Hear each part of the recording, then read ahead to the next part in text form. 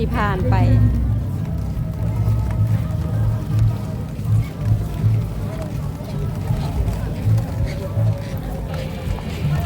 ก็มีหลายขบวนแล้วเนาะมีมาบ่ทันเนาะ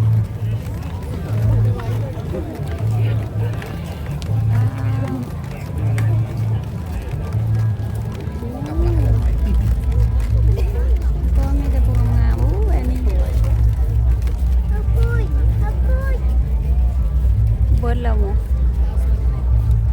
น่าจะหมดแล้วเบิร์ดแล้วมั้งไหนต้นไหนต้นมอเบิร์ดแล้วมั้ง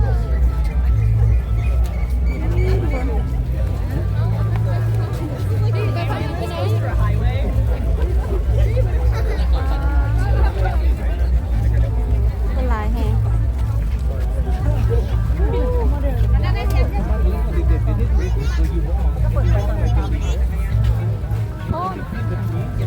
ทุกคนคนร้ายหลายแห่นางสงกรานต์เนาะคนร้ายแห่งต่างชาติก็ร้ายหลายอันนี้วันที่11วันเสาร์ด้วยทุกคนเดือนเมษาเนาะก็ขนาดนี้แล้วทุกคนทำมือแท้ที่ขนาดไหนเนาะ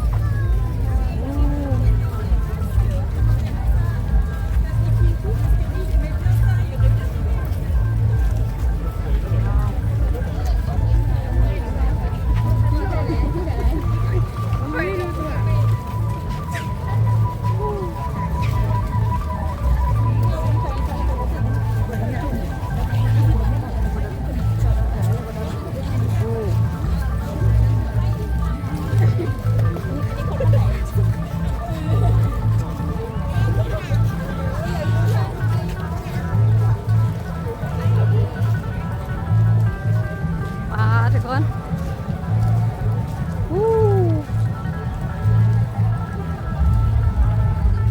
อ๋อพอปีนี้เพิ่นใหญ่มาพี่เนาะทุกคนไม่ได้จะสวนเป็นจ่าเนาะ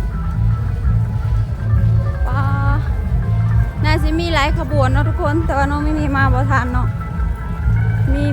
ประมาณ4-5ขบวนนี่แหละที่น้องมาทันเนาะเดี๋ยวไปเบิ่งข้างในว่ามีอย่าง